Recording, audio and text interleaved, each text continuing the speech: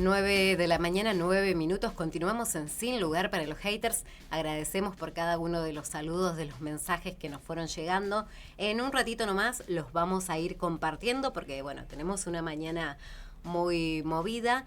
Analizábamos el contexto en el que estamos inmersos de represión, de ajuste, porque no hay que olvidar eso, una política provincial que va alineada con la política nacional, pero también hemos hablado en distintas oportunidades en el programa de lo difícil que se hace para muchísimas familias poder llevar el día a día.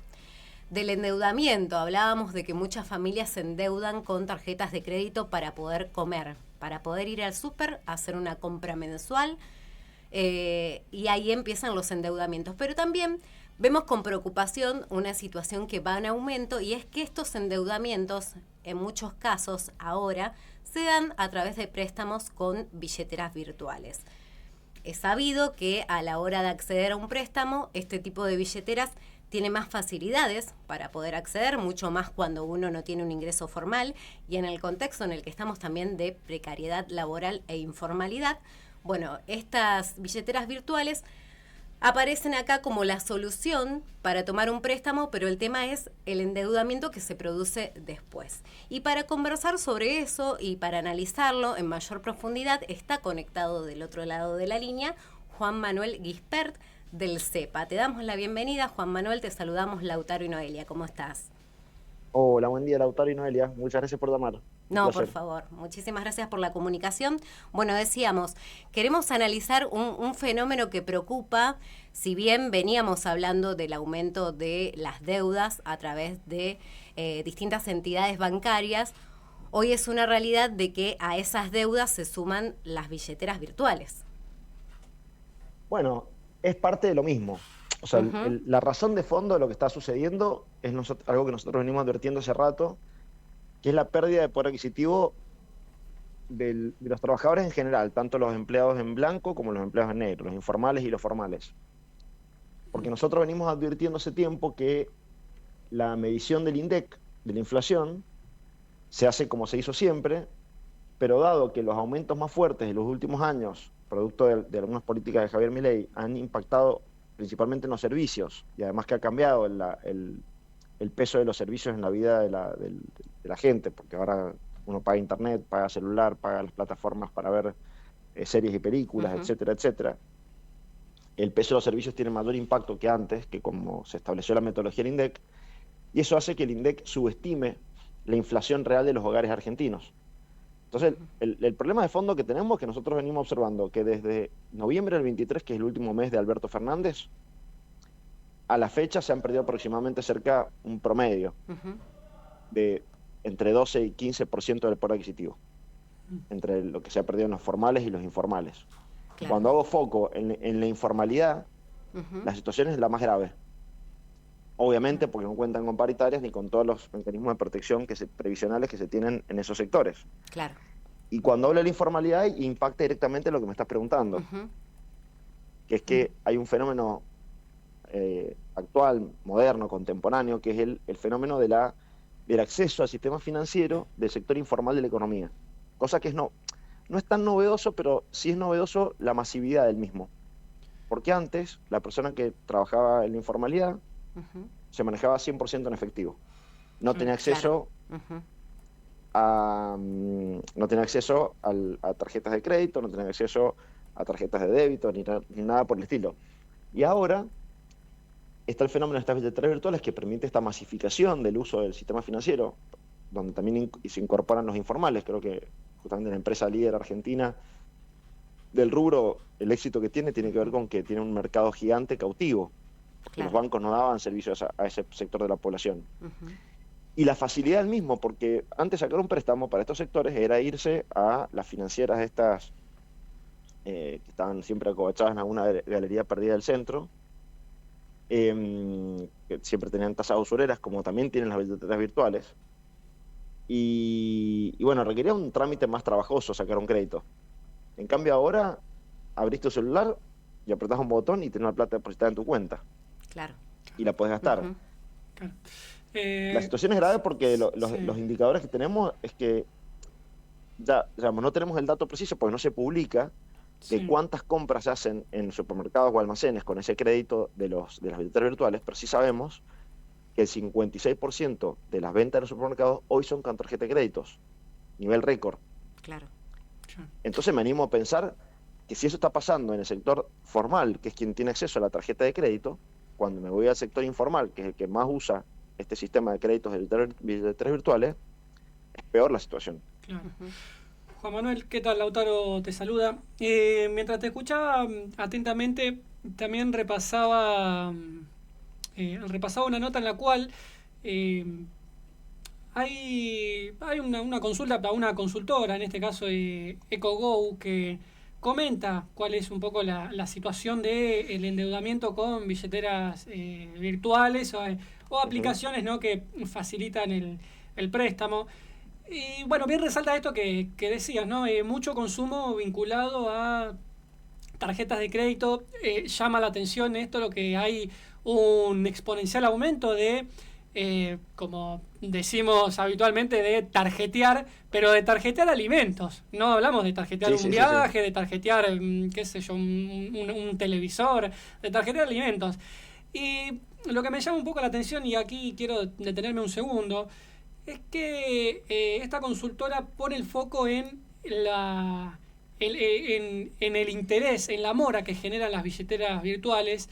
Y bueno, Ujú. sí, ahí la pregunta es en qué situación queda el usuario que tal vez endeudado se sigue endeudando y se le genera un interés que no lo paga. Digo, ¿hacia qué situación se encamina esto de endeudarse con una entidad virtual que te genera un interés que te resulta mucho más impagable de lo que, bueno, que te resulta impagable? Sí, sí, la famosa bola de nieve Claro. que está pasando también con los pagos de los mínimos de las tarjetas. Ujú. Y te lo mezclo en la coyuntura. O sea, el gobierno en las últimas semanas ha decidido, para frenar el riesgo de que el dólar se dispare y eso genere más inflación, aumentar las tasas de interés, es decir, pagar más a quienes apuestan al peso, para decirlo en forma simple. Ujú. Esa disparada de tasas de interés va a impactar directamente en los intereses de mora de las tarjetas y de los créditos. Entonces el riesgo del uso de estas herramientas para financiar la vida cotidiana es altísimo, porque yo lo entiendo, o sea, recién decía, el problema de fondo es que los ingresos no alcanzan para los costos de vida elementales, para pagar los servicios de luz, gas, agua, más los alimentos. Por eso la gente está tarjeteando o sacando préstamos. El problema es que entra esa persona en una situación de cada vez mayor endeudamiento, pagando cada vez, parecido al país, te digo, pagando Claro. cada vez más intereses de deuda que las propias cosas que compraron. Porque las tasas hoy, con inflación a la baja, que es lo que está sucediendo, hoy, digo, para el promedio de tasa de un crédito de billetera virtual ronda el 70% al año.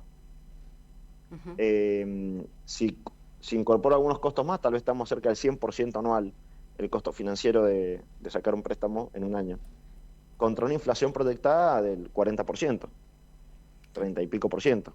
Es decir, estoy pagando 70% de interés real si pago el 100 a fin de año, ¿se entiende? Ujú. Sí, sí, sí. Bueno, es una situación asfixiante, que dado la característica del Estado Nacional que tenemos hoy, que esta problemática el Estado no hace nada al respecto, o sea, hace vista, o sea, es ciego frente a esta, viste Ujú. que el gobierno dice, nosotros nos ocupamos de la macro, de la micro se ocupan ustedes, el relato del gobierno. Claro. Eh, es trágico porque estamos llegando a niveles de endeudamiento récord en Argentina de las familias, y no es un endeudamiento por Ujú. mejora de su activo, digamos, no tienen más lavarropas, televisores, heladeras, autos, Mm. etcétera, sino se están endeudando Mm. para vivir. Bien. Ujú. Y la última reflexión al Sí. respecto es que, digo, la única manera de resolver esta situación que hubo tiempo atrás es costosísima, porque terminamos, lo que pasó, me acuerdo cuando fue la pandemia, que pasó mucho esto, mucha gente endeudándose para vivir, el gobierno tuvo que largar créditos a tasa casi regalada desde Claro. el ANSES, que lo Ujú. usaba la gente para pagar sus deudas. Sí. Sí, sí, sí. Sí, Juan Manuel, a esto que vos decías del endeudamiento de la familia, yo le quiero agregar otro, que es qué pasa con el endeudamiento de las empresas y un breve, si nos va a hacer un breve pantallazo, bueno, bien, igual lo venís describiendo a lo largo de la nota, pero en uno de los últimos reglamentos que lanzaron desde CEPA, lo que da cuenta desde el periodo noviembre de 2023 contra mayo de 2025 es que hubo una pérdida de más de 15.500 empresas. Entonces, digo, Bueno, ¿qué pasa con esto de, bueno, la deuda que toma una empresa, la familia, eventualmente en el círculo virtuoso del trabajo y del mercado interno lo recupera? Se estarían quebrando un poco todos los instrumentos para que una empresa o una familia pueda saldar su deuda y continuar con su vida. mirá, es todo parte de lo mismo. Si yo te voy a ir dando los temas, los supuestos en los que todo se explica. Por un lado tenés que el 80%, para redondear, de las ventas, digamos, de las ventas de las empresas en Argentina son en el mercado interno. ¿Sí? Si yo tengo de Hola. argentinos, quiere decir que el 80% de las empresas que le venden al mercado interno van a tener menos clientes o van a venderle menos a los clientes que le vendían siempre. Por tanto, caen los ingresos de las empresas y eso se observa. O sea, uno empieza a ver un montón de indicadores económicos y decir, che, ¿qué pasa en el consumo de tarjeta de crédito? Se dispara el consumo de alimentos con tarjeta de crédito. ¿Qué pasa con las ventas minoristas? Caen. La caída contra el 2024. El 2024 fue el año donde Milei implementa su ajuste brutal con la devaluación más el ajuste fiscal. Da caída interanual del 4% las ventas del Día del Niño, que es un día de los mejores días de venta del año. Claro. O sea, me comparo contra un muy mal año y me va muy mal. Después veo, empiezo a ver indicadores, me cae la gente en la capacidad de compra, aumenta la compra con tarjeta de crédito, caen las ventas minoristas, caen las ventas supermercados, y cuando veo el dato de las empresas, veo que las empresas cierran. Y claro, obviamente, se condice un dato con el otro. En términos absolutos, 15.000 empresas en un universo de casi 600.000 no llega a ser una situación de emergencia, como lo puede ser en otro contexto, pero sí es un dato que la dinámica empresarial está muy mal. Y el gobierno, de acá te cierro todo el razonamiento que venimos trayendo, el gobierno tenía en mente, en sus planes, y doy fe que está en sus planes, porque un montón de políticas iban en ese sentido, buscaba que la forma en que las empresas invirtieran y crecieran o se reconvirtieran en este cambio de la matriz económica argentina producida por este gobierno, fuera a partir del endeudamiento. O sea, las empresas se apalancaran tomando préstamos baratos. Claro. El gobierno estableció una serie de políticas que hacían que las tasas de intereses fueran hacia la baja. Y sucedió. O sea, si yo comparo cómo estaban las tasas de interés en el último tramo del gobierno de Alberto Fernández, el gobierno logró ir bajando las tasas.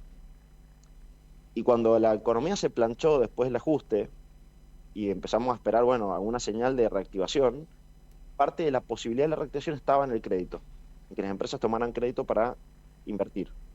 Bueno, situación que se terminó de dinamitar en las últimas semanas. El gobierno, frente a la disparada del dólar, al riesgo de disparar el dólar, decidió sacrificar el único instrumento que había en el mercado para que las empresas invirtieran, que era el crédito accesible, subiendo las tasas de interés al 70% para contentar a los sistemas financieros y que no vayan a comprar dólares. Bien. No sé si se entendió el razonamiento general. Sí. Perfecto. Fuiste muy claro, Juan Manuel, y me quedo también con esto que decías, que no hay mejor explicación, es una situación asfixiante y es un círculo virtuoso porque uno empieza con una deuda quizás con la tarjeta de crédito, después sigue con estas billeteras. Recién Lautaro mencionaba el análisis de Ecogo y bueno, nosotros lo encontramos a través de una nota que va detallando distintas situaciones particulares, y me detengo en una de ellas porque da cuenta también de la situación que atraviesan muchísimas personas. Vos recién nos decías, quizás antes una persona que no tenía un trabajo formal se manejaba con el dinero en efectivo. Hoy tiene esta posibilidad de acceder a una billetera virtual que en el momento y en la desesperación lo toma y después se va haciendo una bola grande. Pero bueno, en los relatos que aparecían en esta nota hablaban de un joven monotributista, que también es una realidad muy común hoy en día, él contaba que comenzó tomando una deuda con el banco y luego pidió un préstamo en estas billeteras virtuales para cargar la SUBE. Ni siquiera estamos hablando de para comer, para irse de viaje, no. Para cargar la SUBE, una situación en la que muchos quizás nos encontramos, bueno, en la que algún trabajador monotributista se encuentra, y también el estrés y la angustia que le genera después esa situación de con 29 años generársele una deuda, que algo que en otro momento quizás no lo veíamos. Sí. No, y acá mira, te agrego una variable que a mí me genera mucho enojo muchas veces, que es todo el discurso que hay de la accesibilidad al sistema financiero, que las billeteras virtuales han permitido que más gente se incorpore, lo cual es cierto y es bueno, ¿sí? A mí me parece bueno que personas que, dada la economía argentina, están en la informalidad, tengan acceso a ciertas herramientas financieras, me parece bueno, tanto para hacer inversiones, porque antes no tenían forma de hacer valer su dinero, ahora pueden hacer valer su dinero, como para endeudarse, porque a veces puede ser útil endeudarse, Uh-huh. si uno la aprovecha la herramienta. Ahora, decir eso, de la inclusión financiera, de que este avance tecnológico, etcétera, etcétera, en este contexto, casi perverso, Sí. porque realmente hay un aprovechamiento de la vulnerabilidad social, de una situación que realmente es trágica. O sea, no está pasando, no es que hay una inclusión financiera donde la gente está apalancándose con deuda para hacer inversiones y armar emprendimientos. Claro. ¿Sí? Esta cultura Uh-huh. emprendedora que tanto se defiende. Uh-huh. No, son personas que trabajan todo el día, que el sueldo que ganan no alcanza para llegar a fin de mes y terminan pagando la SUBE con un crédito de estas billeteras virtuales. Uh-huh. Digo, en el contexto de esto, porque hay una construcción de relato de estas herramientas como se las defiende desde el punto de vista de la inclusión financiera, y además este discurso que se baja de fomentar la cultura emprendedora. Así es. Como si todo esto estuviera funcionando virtuosamente. No, el éxito del volumen de operaciones de estas billeteras están más dadas por necesidades de emergencia social más que por emprendedurismo. Claro, exacto. Totalmente. Uh-huh. Juan Manuel, te agradecemos muchísimo por estos minutos, fuiste muy claro. Bueno, y nos encontramos próximamente. Te mandamos un abrazo grande. A disposición. Gracias a ustedes. Hasta luego. Hasta luego. Juan Manuel Lisper del CEPA, bueno, analizando el contexto de endeudamiento en el que estamos inmersos.